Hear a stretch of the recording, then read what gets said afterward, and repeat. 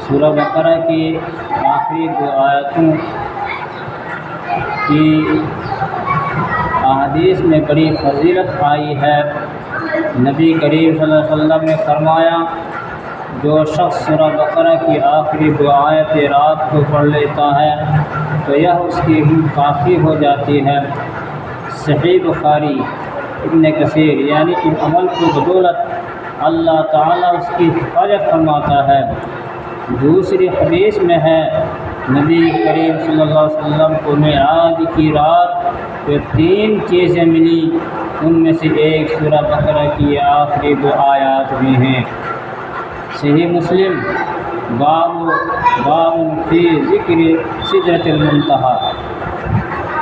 کئی روایت میں یہ بھی وارد ہے، اس سورہ کی آخری آیت آپ صلی اللہ علیہ وسلم کو ایک خزانہ سے عطا کی گئی جو عرش الہی کے نیچے ہے، اور یہ آیات آپ کے سوا کسی اور نبی کو نہیں دی گئی۔ احمد، نسائی، طبرانی، بیہقی، حاکم، دارمی وغیرہ۔